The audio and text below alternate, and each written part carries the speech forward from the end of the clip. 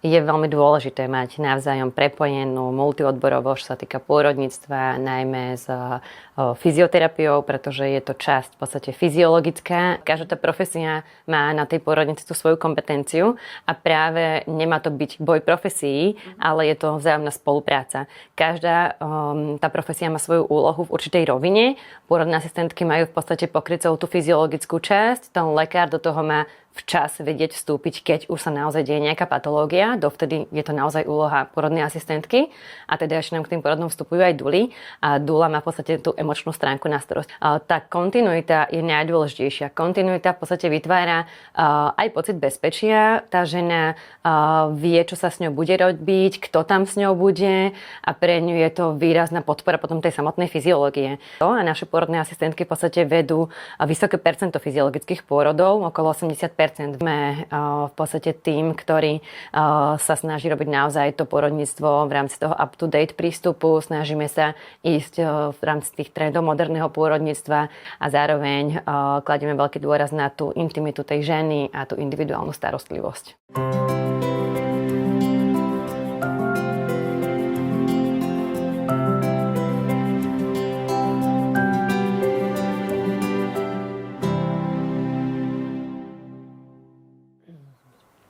Dobrý den, vítám vás u dnešního dílu Hovory z porodního gauče.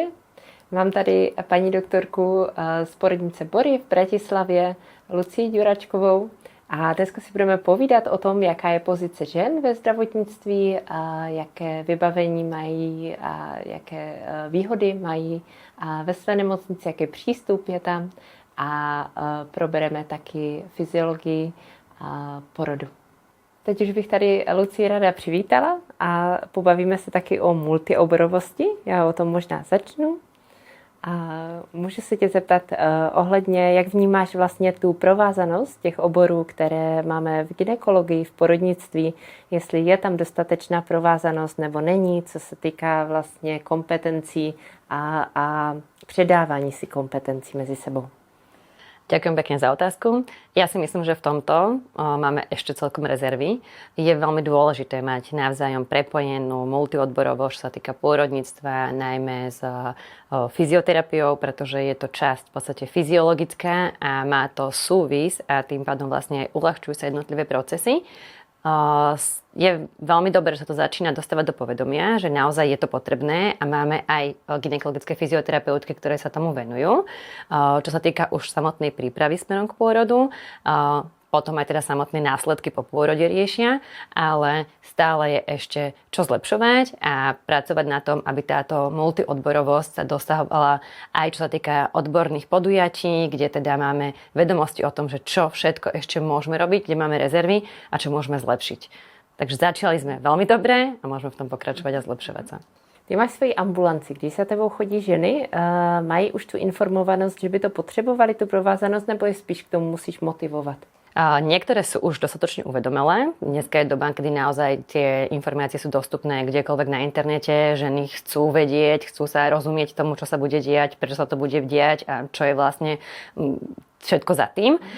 Ale stále je skupina žien, ktoré ja do toho motivujem, ja do toho tlačím, inšpirujem, že toto by bolo vhodné a že naozaj potom celý ten zážitok z toho samotného pôrodu je výrazne lepší, keď viem, do čoho idem, keď som pripravená a možno tá príprava naozaj stojí za to už aj niekoľko tých mesiacov pred tým samotným pôrodom, nielen v poslednom mesiaci, že už na ten samotný pôrod, ale aj tá psychika tej ženy, taktiež aj psychologická intervencia v rámci tej multiodborovosti je veľmi dôležitá, si myslím.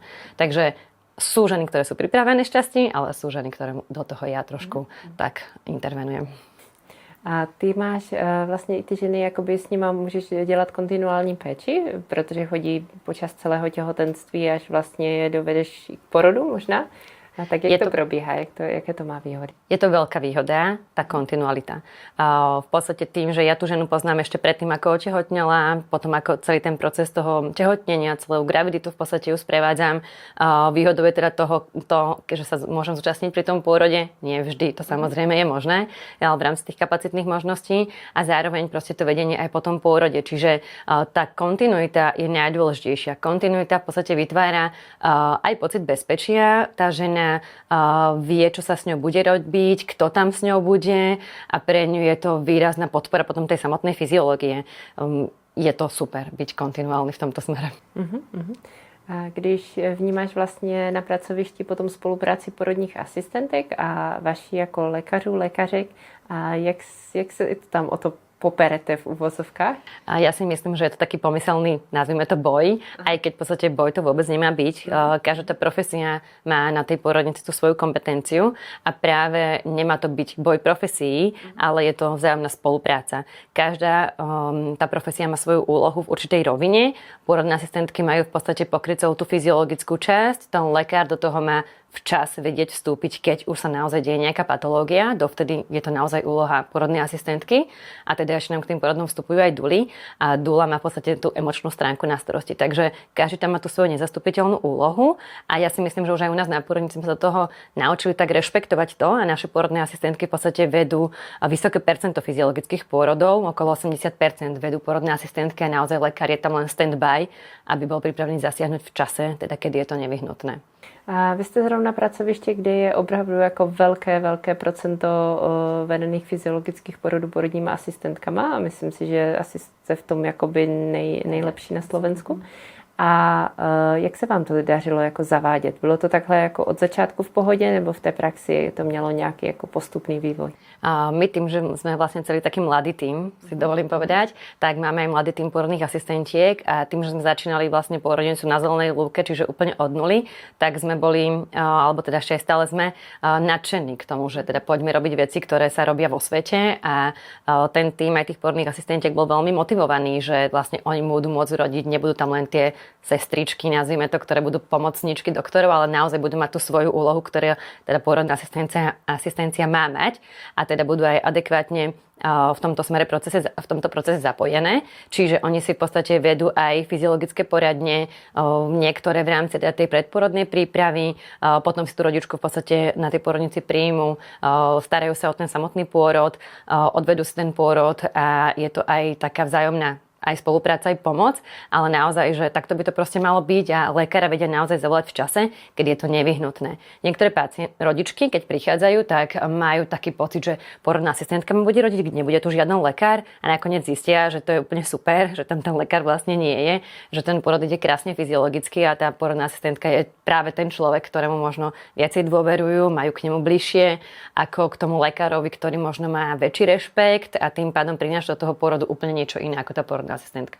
A co se týče vlastně toho provázání, tam ještě řekněme jakoby komunikace mezi sebou, a jak vnímáš to, jak důležitá je ta komunikace a předávání si těch kompetencí vlastně?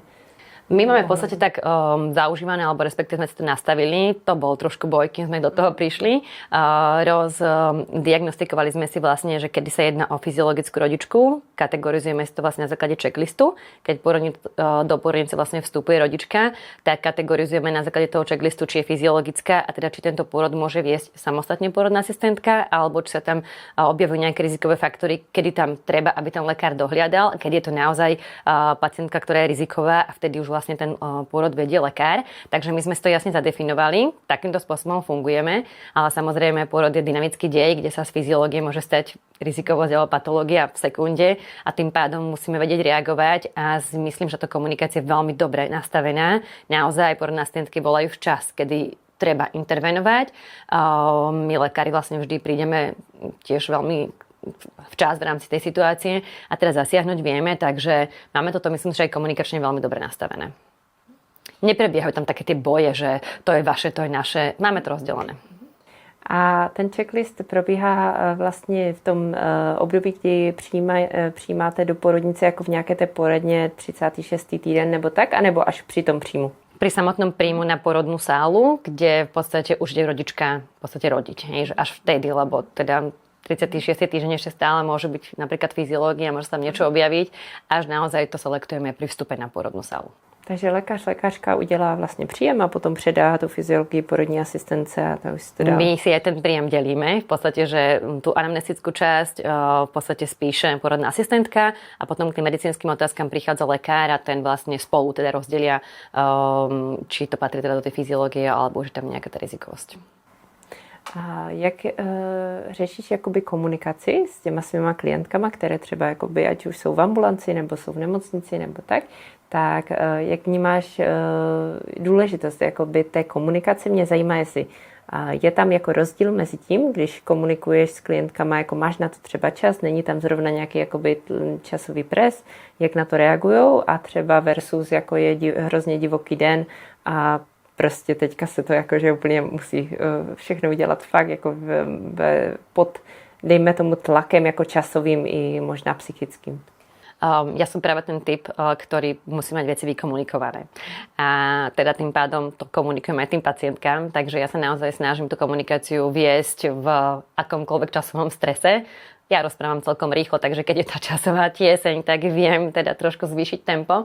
Pre mňa je dôležité, aby rodička rozumela a mala vykomunikované vlastne všetko, čo sa s ňou ide robiť, pretože z toho pramení vlastne celá úspešnosť samotného pôrodu. Komunikácia je v tomto smere veľmi dôležitá. Áno, je super, že už si ju vlastne môžem pripraviť v rámci tej ambulancie. Riešime tam otázky, riešime tam v podstate to, čo sa bude diať, či má z niečoho obavy, či má z niečoho stres. Veľakrát sú nastavené z okolia, z nejakých patológií by som to nazvala, lebo teta rodila takto, lebo babka toto zažila a oni proste majú tie otázky, ktoré ich potom v niečom zväzujú, brzdia, a toto je za mňa tá kľúčová téma tej komunikácie, proste odblokovať ich a proste pustiť ich k tomu pôrodu. Už potom pri tom pôrode tej roboty menej, keď to máme odkomunikované vopred. Keď príde pacientka, ktorá vlastne príde do pôrodnice, že som s ňou ten kontakt predtým nemala, tak mne už z toho prvého rozhovoru, ktorý s ňou v podstate pri tom príjme vediem, začne vyplývať, že kde ona má nejaké strachy, a snažím sa to vykomunikovať už aj v tomto krátkom časovom úseku. A teda potom podľa toho už sa ten pôrod samotný vedie a pridelíme tú porodnú asistentku, ktorá je na to špecialistka a vie jej pomôcť. A vlastně i když je nemáš v ambulanci, protože ať zase nevyčleníme ty zdravotníky, kteří nemají tu možnost té kontinuální péče, tak si schopná v rámci jakoby toho příjmu a dalšího, jako další péče to vykomunikovat. Áno, dá sa to naozaj, že ono to závisí potom od toho, že aby sa vystihla tá podstata, čo tá žena vlastne potrebuje riešiť, a ja si myslím, že už každý lekár, každý zdravotník, každá porodná asistentka má tú kompetenciu na to, aj proste ten šiestý zmysel, že čo tá žena asi čo ju trápi, čo by sa chcela spýtať, tak vytiahneme to a proste riešime iba to úzke spektrum, nemusíme zoširoka všetko riešiť, ako teda je čas v rámci tej predprípravy pred. A vnímáš tam teda rozdíl mezi těma ženama, které už přijdou připravené z té ambulance, nebo od porodní asistentky třeba zasmluvněné, že mají s někým už kontinuální péči od vás, a těch, které přijdou jako z ulice v vozovkách? Áno, vnímam to, je to veľký rozdiel, naozaj niekedy by som možno povedala, že čím menej vie, tak tým potom jednoduchšie aj funguje v tomto smere. Niektoré ženy si myslím, že im zase škodí tá prílišná informovanosť, lebo potom idú do takých detailov a tá hlava pracuje a nevie sa vypnúť, čiže tiež treba odhadnúť aj tú správnu mieru toho, že čo vlastne je všetko odhalíme, alebo čo s ňou riešime, ale určite vnímame ten rozdiel tých žien, ktoré sú pripravené, a tých žien, ktoré pripravené nie sú. Tie ženy, ktoré pripravené nie sú, majú v podstate v sebe určitý strach z toho, čo sa bude robiť, je to neznáma a tým pádom sú trošku bloknuté, takže potrebujeme ich dostať do tej komunikačnej roviny, kde si to povieme, a tým pádom aj k tomu fyziológie pôrodu sa potom jednoduchšie dostávame. K vám se vlastně do porodnice musí velmi jakože hlásit, a vy už máte s nima teda nějaký kontakt i během toho těhotenství, i když nemá zasmluvněného lékaře, prostě porodní asistentku, tak už s nima nějakým způsobem přijdete do kontaktu? My v podstate zasmluvňujú sa tie pacientky, respektíve nahlasujú sa pacientky do porodnice okolo 25. týždňa. Niektoré samozrejme od 12. týždňa podľa toho, ako teda si zvolia nejaký program. Ale samotný kontakt potom s tou pacientkou prvotný má v podstate recepčná, ktorá zistí, či tá rodička je fyziologická alebo či má nejakú teda patologickú rizikovú graviditu. Ak je riziková gravidita, tak prichádzajú ku nám v 30. 32. týždni a tým pádom my si ich vlastne už vedieme teda dostatočne dlhú dobu pred pôrodom. Keď je to fyziológia, tak v podstate objednávame im prvú poradňu v 36. týždni a tým pádom je ten mesiac vlastne pred tým pôrodom, kedy vlastne s nimi komunikujeme a keď ich proste vidíme u nás v porodnici. Máme možnosť si tú porodnicu, alebo respektíve majú možnosť si tieto rodičky pozrieť, robíme deň otvorených dverí, aby sa zoznámili s tým prostredím. Nemáme gro pacientok zazmluvnených. To znamená, že proste my naozaj sa snažíme poskytovať tú starostlivosť všetkým rovnako, či je teda zazmluvnená rodička alebo nezazmluvnená. Aj tú možnosť toho, že čo všetko môžu využiť, aby boli oboznámené s tým samotným prostredím, robíme rovnako pre všetkých bez rozdielu. Čiže aj tie samotné poradne predpôrodné robia aj pôrodné asistentky, aj lekári, tam sa v podstate striedame a aj to si myslím, že obohacuje tú rodičku, že vidí aj komunikáciu s viacerými ľuďmi, má možnosť sa stretnúť a každý má trošku iný prístup, iný je tam ten žensko-mužský prístup, takže to patrí, myslím si, k takej tej variabilite, ktorá tam je a ktorou sa môže vlastne ona stretnúť aj v rámci toho samotného pôrodu. A co si myslíš, že je takový hlavní faktor, proč vás vlastně ty ženy vyhledávají? Protože vy máte nejvíc porodů, co se týká slovenských jako porodnic. Myslím, že to je něco ke 3000 ročně.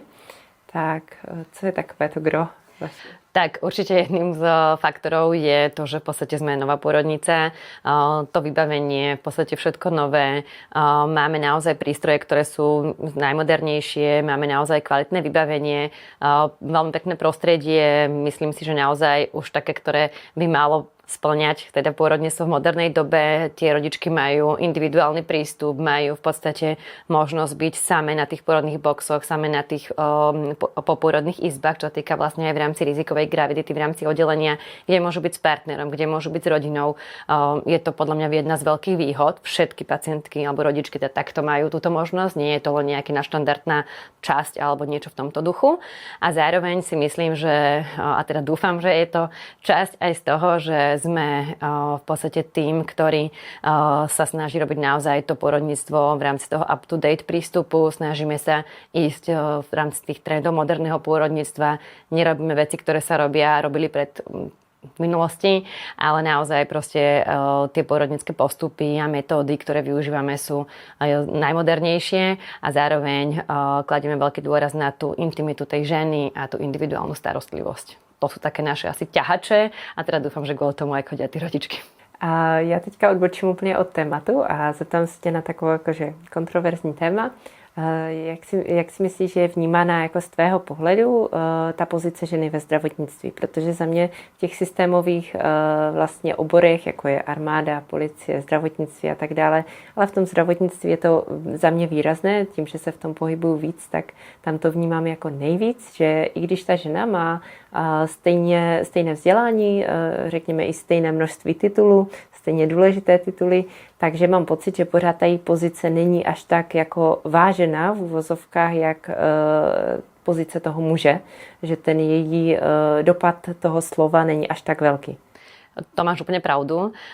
V podstate medicína je, alebo bola niekedy teda odborom, kde bola postavená na tých mužoch a tí boli tí rozhodní, tí, ktorí všetko vlastne o všetkom rozhodovali a my ženy sme boli v podstate stále také nejaké, nazvime to, pomocné sily a napriek tomu teda, že teraz je veľmi veľa žien úspešných, vzdelaných, sú naozaj na popredných miestach v rámci teda aj či kliník, pracovísk alebo jednotlivých oddelení, ale stojí to o mnoho viacej úsilia ako tých mužov, pretože teda ženám prirodzene do toho vstupuje častokrát aj to najkrajšie povolanie materstvo, čiže tam sú, nepoviem, že ochudobnené, lebo to nie je ochudobnenie, ale proste ukrátené určitý čas vlastne v rámci toho napredovania, v rámci tej práci, v rámci toho vzdelania, preto len s tým dieťaťom doma je väčšinou tá matka, ktorá v podstate tento čas venuje iným okolnostiam, ale práve tu by som chcela zdôrazniť, že nie je to ochudobnenie, alebo je to obohatenie, pretože to materstvo vás tiež niekam posunie, niečomu naučí,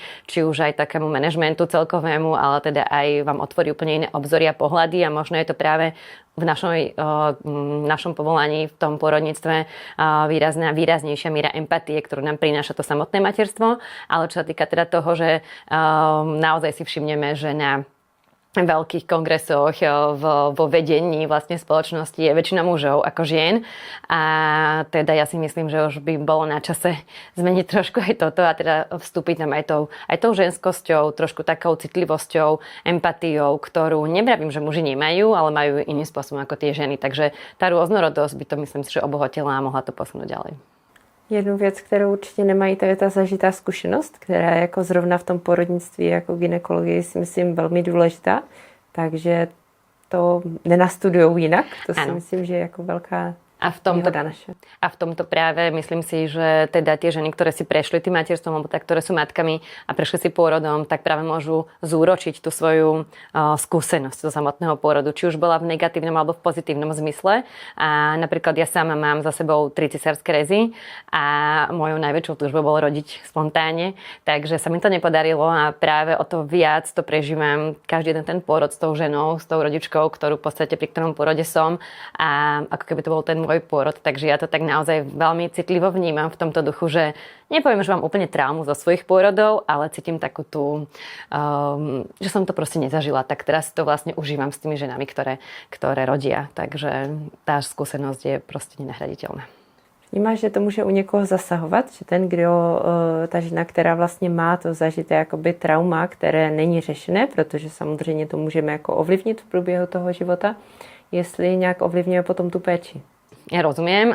Myslím si, že tá žena, ktorá má teda tú traumu z toho pôrodu, tak musí s tým pracovať a musí mať spracované a musí byť vyrovnaná na to, aby mohla teda vstupovať do toho ďalšieho deja pôrodného už s akoukoľvek rodičkou, by som povedala, s čistou hlavou, pretože ja si myslím, že to ovplyvňuje, či mám traumu, tak to ovplyvňuje ten môj postoj potom k tomu a potom už naozaj sa to môže v podstate ukázať tých dvoch rovín, že bude to v tom pozitívnom, že nechcem, aby to táto rodička zažila tak, ako som to ja mala, alebo práve niekedy sa naozaj môže stať z toho, že tá zatrpnutosť tam proste je a nejakým spôsobom sa k tomu nevie odblokovať a naozaj s tým treba pracovať, lebo teda toto je to, čo tie ženy si z tých porodov pamätajú. Oni si nepamätajú, že či mali aké ozvy na CTG a neviem čo všetko medicínske, ale oni si z toho pamätajú ten pocit, tie slová, ktoré im tam povieme a toto je v podstate to, čo by si oni mali odnášať a vtedy ten pôrod oni hodnotia pozitívne, keď sa tam dobre cítili. Máš ty nějaký svůj osobní hack na to, jak se opečovat, tak abys nebyla ve stresu, aby si vlastně detoxifikovala takové ty zážitky běžné, co se dějí? Vy tam máte jakože velký stres a spěch na vašem pracovišti, protože tam těch porodů je hodně, tak jestli máš něco, čím se opečovávaš ty sama? Ja som typ človeka, ktorý má rada adrenalín a ja mám pocit, že mňa ten adrenalín práve hecuje do takých situácií a paradoxne mňa to privádza do takého, nepoviem, že pokoja úplného, lebo ten adrenalín teda funguje a všetky tieto stresy proste idú, ale nejak tá daná situácia ja si vždy uvedomím alebo si zvedomím to, že ako by som sa cítila na strane tej rodičky. Aby tá situácia proste nebola úplne hektická, aby tam nebol ten chaos a ten stres, ale predstavím si seba v jej roli, že teda ja tam rodím a teraz okolo mňa tu všetci začnú behať, lietať a to je práve to, čo narúša tú atmosféru. Takže toto je ten moment, ktorý keď ja si zvedomím, tak ma to privádza do takej akože pokojnejšej roviny a snažím sa tú situáciu riešiť akože v rámci takého kľudného režimu. Že proste vžijem sa do tej rodičky. To mi pomáha. Takže už domů nepřijdeš ani jakože tak vystresovaná, řekněme. Ano. Ale stejně je to náročné povolání. Hodně se mluví o tom, že by se měli zdravotníci jako dobět, tak v tom osobním životě, jestli máš něco takového, co tě jako vyklidňuje, nebo naopak jako co ti pomáhá se dobít tou energii. Tak mne pomáhajú sa dobiť hlavne teda moje 3 deti. Mám 3 synov, ktorí mi práve kompenzujú tú ženskú energiu, ktorú mám v práci, tak doma mám práve tú chlapčenskú. Som taký ten typ chlapčenský a potrebujem vybiť tú energiu a teda moje deti sú dostatočne športovo naladené, takže mi sa do takýchto aktivít mne pomáha beh. Ja proste chodím tú hlavu vyvetrať v tomto duchu a naozaj je to potrebné, lebo proste fungovať iba v tom adrenalíne, v tom strese, ktorý v tej práci máme teda naozaj veľa, tak to sa úplne nedá. Takže taký ten chill v zmysle športu, behu a teda tie moje deti mi to kompenzujú. Na závěr, máš nějaké takové přání, které by si jako, že přála, aby se změnilo ještě, ať už v tom slovenském zdravotnictví, nebo tak jakoby všeobecně něco, co by vám pomohlo tú péči ešte poskytovať lépe? Prijala by som si, aby sme navzájom komunikovali medzi sebou nielen v rovine lekár-pacient, ale aj v rámci v podstate kolegiality medzi nami lekármi. Ja si myslím, že práve toto nás môže niekam posunúť. Každý máme svoj štýl práce, každý máme tú svoju odbornosť, v ktorej sme, že nazvem to špecialisti a ten vzájomný kontakt, tá vzájomná komunikácia nás môže veľmi obohatiť. A to si myslím, že na to sme ešte úplne nedozreli na 100%, aby sme si predávali tie informácie navzájom a teda obohacovali sa navzájom, tak to by som si prijala, aby sme trošku v tomto smere zlepšili a tým pádom vlastne zlepšili aj celé to pôrodníctvo. A ešte ďalšia vec, aby sme sa nedržali tých princípov, že takto sa to robilo, ale naozaj sa posuňme tam, kde to pôrodníctvo má byť a robme ho moderne. Takže to je také moje želanie. Já moc děkuji za velmi inspirativní rozhovor a Ďakujem těším pekne. se zase na nějaké příští setkání s tebou. Ďakujem krásne.